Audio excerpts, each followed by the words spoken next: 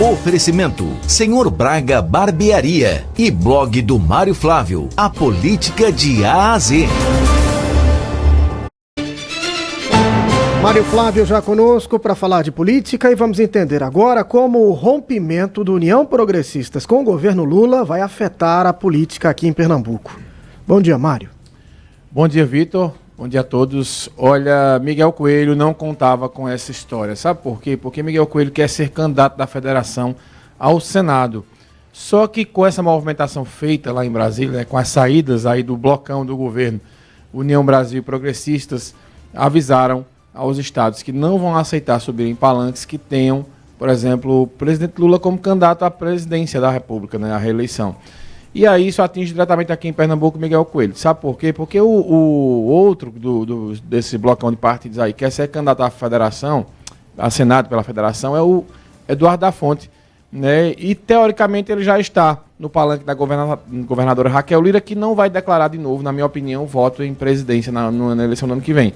Então isso facilita a vida de Eduardo da Fonte e complica demais a vida de Miguel Coelho. Lembrando que começaram a circular nas emissoras de rádio e TV inserções do União Brasil essa semana com Miguel Coelho fazendo muitas críticas ao governo do estado. Então Miguel Coelho, se quiser ser candidato mesmo ao Senado, na minha opinião, Vitor, ele vai ter que procurar outro partido, porque o União Brasil não vai dar essa legenda a ele, pelo fato de Miguel defender uma aliança com o João Campos e aí já ter sido avisado, o Antônio Rueda disse: olha, João, a gente tem uma simpatia pela sua candidatura, mas diante do que está acontecendo nacionalmente, não tem como a federação ficar no mesmo palanque de Lula nos estados. Então vai complicar bastante aqui para Miguel Coelho. Essa história ele vai ter que buscar outro partido. Agora, Mário, é uma situação que outras legendas também enfrentam. Por exemplo, o MDB está no governo, mas tem muita gente contra. O Republicanos tem o Tarcísio de Freitas, que pode ser candidato a presidente. Será que esses partidos também vão desembarcar do governo? Acho que não. Veja, o MDB é o partido mais heterogêneo que existe no Brasil desde a sua criação.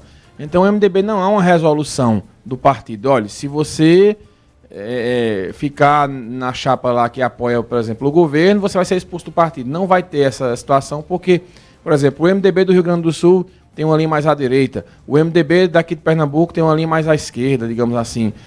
É um partido que ele tem várias correntes pelo país afora, e você não consegue identificar um MDB assim que tenha uma linha mais uma linha mais lembra muito o Centrão, né? Tá num canto, tá no outro. Então acho que o MDB ele não vai conseguir fazer isso. Nem outros partidos como o Republicanos também. Os Republicanos têm uma ala muito evangélica, que é aquela ala ali do Tarcísio, né? E tem uma ala mais liberal, que é a ala do Silvio Costa Filho. Então eu acredito, Vitor, que o Republicanos vai deixar bem à vontade as alianças aí nos estados. Não vai ser assim como essa questão da União Federação, que já saiu uma resolução e já foi avisado.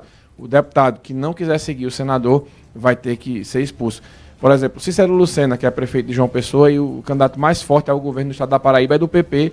Ele quer o apoio do presidente Lula lá e ele já disse que vai sair do partido, né, para buscar outra legenda. Então vai acontecer muito essa movimentação aí dos partidos, né, mas com essa determinação até agora mesmo, acho que só mesmo a federação. Acho que os demais partidos vão deixar cada estado livre aí para compor com quem quiser.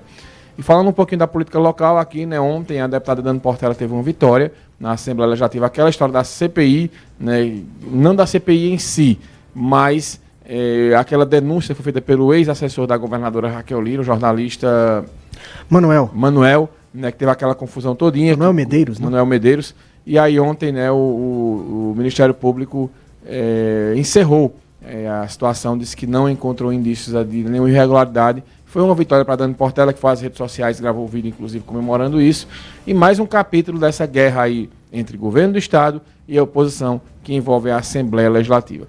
Mas a CPI, que foi um pedido da Dani Portela, nela, que coletou as assinaturas, segue parada.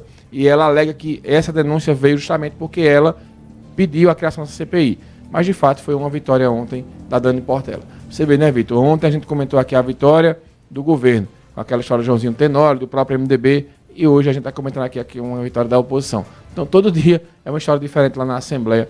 Governo e oposição tendo vitórias e derrotas, e a CPI, ela segue sem sair do canto. Mário, para a gente completar aqui, duas informações, né? A primeira é uma notícia de ontem à noite. O presidente da Câmara dos Deputados, Hugo Mota, designou o deputado Mendonça Filho para relator na comissão especial da PEC da Segurança Pública, né? Portanto, inclusive, a gente Ele já entrevistou foi Mendonça até Filho o relator na CCJ. na CCJ. A gente, inclusive, entrevistou o Mendonça Filho aqui, né, faz mais ou menos uns 20 dias, mais ou menos, sobre essa questão da PEC da segurança, e agora ele confirmado como relator. Também vai ser uma dor de cabeça para o governo, que tem pautas bem diferentes do que pensa Mendonça Filho. Inclusive, Mendonça Filho todos os dias faz críticas ao governo Lula. Então vai ser outra dor de cabeça, né, aí para o governo enfrentar, porque o governo pensa a segurança de um jeito e o Mendonça pensa do outro. E para concluir a questão do julgamento do ex-presidente Bolsonaro e os demais do Núcleo 1, lá da tentativa de golpe de Estado, o que se destacou nesses dias foram as declarações dos advogados, né? Ontem você repercutia a fala do Demóstenes Torres, que já foi senador, hoje é advogado do Almir Garnier, que era o chefe da Marinha. Ontem chamou a atenção a fala de um dos advogados que, durante a sustentação oral, falou sobre a sogra. Ele disse que a sogra disse para ele... falou de cigarro também. Foi o Demóstenes. Disse que se o Bolsonaro precisasse, ele levaria cigarros para ele onde fosse. Porque o Bolsonaro fuma, é? Bom, que eu saiba, não. Acho que o que ele quis dizer é que o Bolsonaro, como o tratou bem depois da saída dele do Congresso, ele tinha consideração para o Bolsonaro. Acho que foi isso que ele quis dizer. Mas ontem foi o advogado que, na sustentação oral, disse que a sogra alertou para ele que as palavras são como punhais. E aí Alexandre de Moraes e Flávio Dino ficaram brincando com isso. Inclusive o advogado, durante a sustentação oral, toca o telefone dele, ele fica desesperado para desligar, e quando ele encerra a participação, um dos ministros diz: vá ligar para sua sogra, que era ela que estava ligando para você. Então, por enquanto, nenhuma definição, né? É só isso que temos. O julgamento mais importante que a gente tem nos últimos anos, e várias frases de efeito aí aparecendo nesse julgamento. E chamou a atenção também a frase do advogado do general Heleno. Foi o discurso mais duro que eu vi até agora, né, contra o STF, especificamente contra o Alexandre de Moraes. Repercutiu bastante esse discurso dele, mas essas palavras aí, soltas aí dos advogados, chamaram a atenção também, né, porque eu fico pensando, sabe, Vitor, se sempre os julgamentos tiveram essas frases, essas resenhas assim, digamos, a gente não acompanhava, né?